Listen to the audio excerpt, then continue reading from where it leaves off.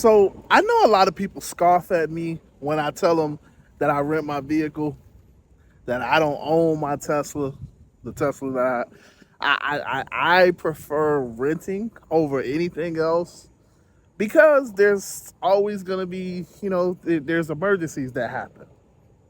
You just never know. You can have a flat tire, your car could break down. You just never know. You could get into an actual accident. Um, People always scoff at me because it's like, why would you do that? Yeah. Now, don't get me wrong, it is really expensive, and I'm starting to feel the pain, especially now that it's slow season. I'm definitely feeling the pain, feeling the burn of renting a vehicle, but this is the other side of it, you know?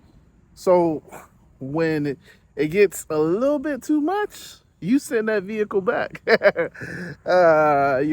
Something that you can't do when you own it. But I get a lot of flack, and it's okay. I can understand it.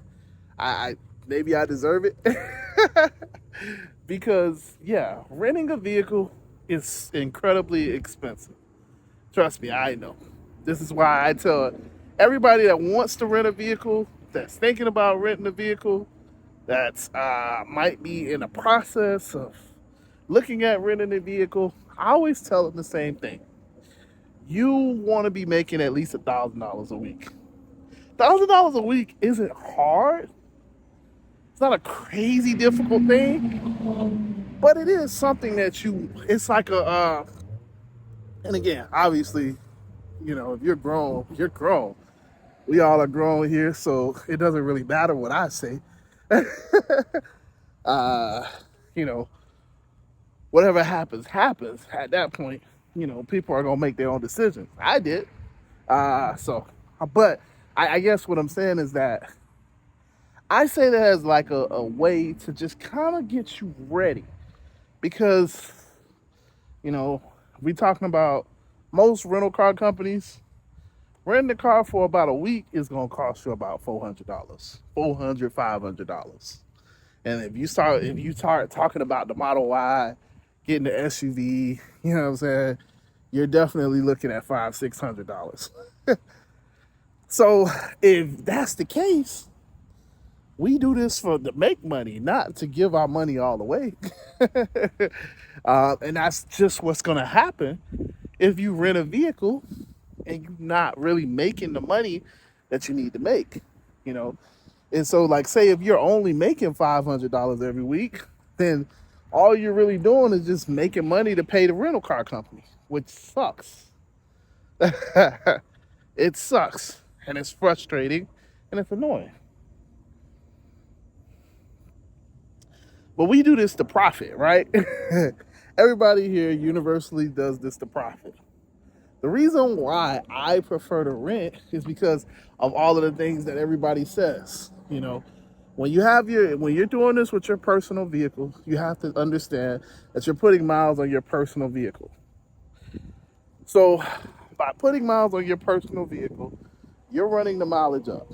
Now, when I had my personal vehicle, I didn't care because I knew exactly what I was doing. I'm trying to make money. I didn't care about that. But when you put miles on your vehicle, what everybody says is that you lower the resale value because most people want to be able to sell their car when they're done. Most people want to sell it in a year, 2 years, 3 years. They want to sell it or trade it in. That's what most people want to do with their vehicles. For me, I like to keep my vehicles. So I legitimately still, well, when I say keep them, I'm not really big on selling them.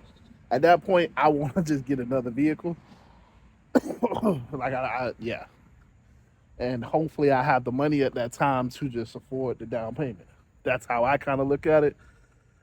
Just because it's another vehicle that'll be at the house, another vehicle that I could use potentially if something should happen. I'm always thinking about the backup option. And it's fine to have a beat up backup option because you don't really need a great backup option. You know what I'm saying? But that's different strokes for different folk. So when you're putting all of that mileage on your car, the first thing you got to remember is you're gonna have maintenance. Maintenance is gonna kill you. Maintenance is super incredibly expensive. Oil changes, you got brakes and rotors. You're gonna have to change the alternator at some point. You're gonna have to change the starter at some point. You may have to change the battery depending on all of that. Because if your battery goes bad, then all of those different parts are gonna go bad anyway. So you're gonna be looking at stuff like that. You're also looking at tune-ups, because then of course, comes tires. Tires is universally expensive. So you got all of those factors, and that's just, that's hoping that, what I'm saying, you don't have a situation where you the transmission goes bad. Hoping that you don't have a situation where, engine goes bad. You know what I'm saying? Just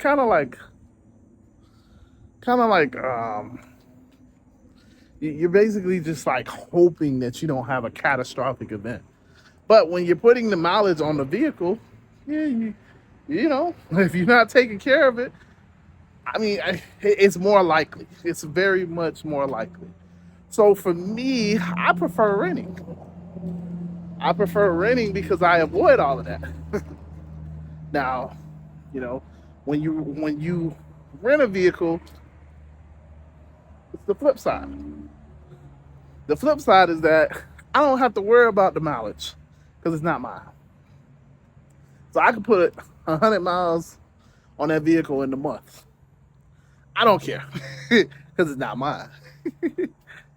I can put 200,000 miles, 300,000 miles, because at that point it's not my vehicle.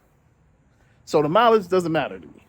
And when we say that, I truly mean that. So that's partly why I take the trips that I take, do the things that I do, because I'm not looking at it from the standpoint of mileage. Now, I do care about my time, obviously. So I'll take a 20-mile trip if the 20-mile trip is only going to take me 20 minutes and it's paying me $30. You get what I'm saying? Like, I don't know. If it's paying me $20, I might take it too. Yeah, I mean, it's just not a bad trip for me. I'll take a 20-mile trip if it's paying me $20.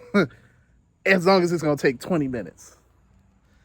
Because, with the rental, I care more about time when I take trips more than anything compared to how many miles it takes. So that's the first standpoint. I don't care about the mileage. Don't care at all. I care more about time. That's my barometer. That's what I look at. Okay, how long is this trip gonna take me? And how much is it paying me compared to that? I try to get $1 per minute. So that's why I said, if it's paying me $20 and it's going 20 miles, I might take it. But if it's paying me $20 and it's gonna take 20 minutes, I'm more likely to take it. I mean, obviously it depends on where it's going and all of that stuff.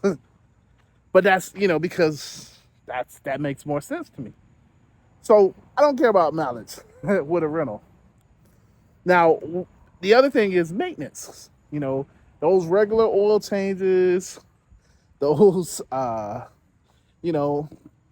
those pesky, having to go deal with the shop and all of that stuff. I don't have to worry about that. If I get a vehicle, so the beautiful thing about renting cars is if I get a vehicle that I don't like, I go in there and I tell them, hey, look, the brakes are bad on that vehicle. Yeah, I need another one. Hey, yeah, the oil change light is on. Yeah, I need another vehicle. Hey, yeah, when I came to a stop, the car started shaking. Yeah, I think you need some brakes on that vehicle. Yeah, I need another vehicle. And guess what? They have to oblige. So I don't even have to wait for the maintenance. I don't even have to, not even in just the sense of I don't have to pay for the maintenance, but I don't have to wait for the maintenance. I can basically continue doing what I need to do almost immediately. I mean, there is the small disservice of having to go to the location, let them know, hey, this is this, that, and the third, and then they change out my vehicle.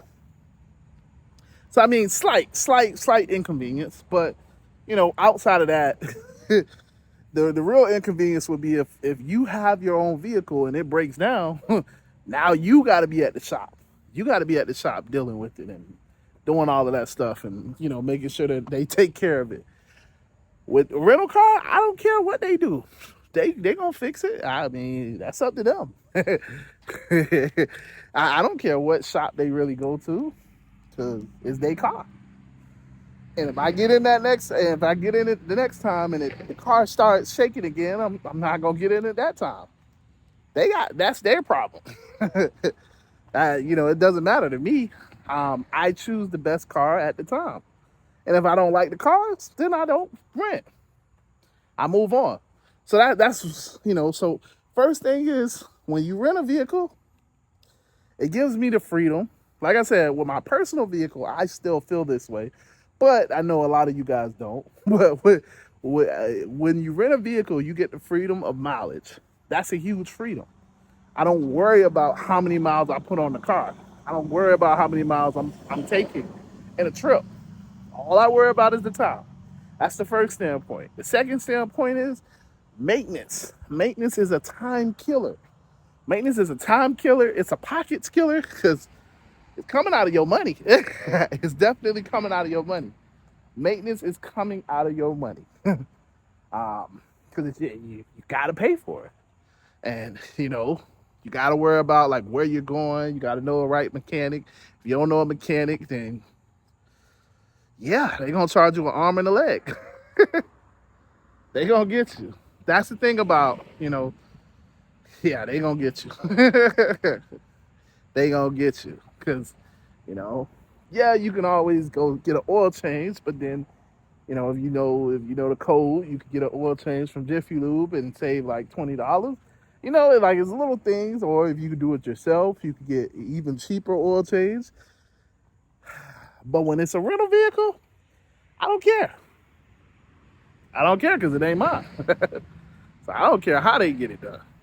They gonna get it done or not. It ain't mine. So you know, they could go to a mom and pop shop, or they could go to a major shop, because I'm not footing the bill. But that's the beautiful thing about a rental car vehicle. I don't care about the maintenance, because it's not mine. It's not my maintenance to do. Like I said, if the car needs maintenance, I give it back and I tell them, hey, your car needs maintenance. Give me one that don't. And if it needs maintenance during my time, then it's a slight inconvenience of me having to come in. But, you know, yeah. And then the last and the biggest reason, for me at least, for me, the last and most important reason why I prefer to rent is very simple. I'm going to tell you up front, it is incredibly expensive. As I told you, with the rental car, I don't care about maintenance. I don't care about mileage. The 2 M's.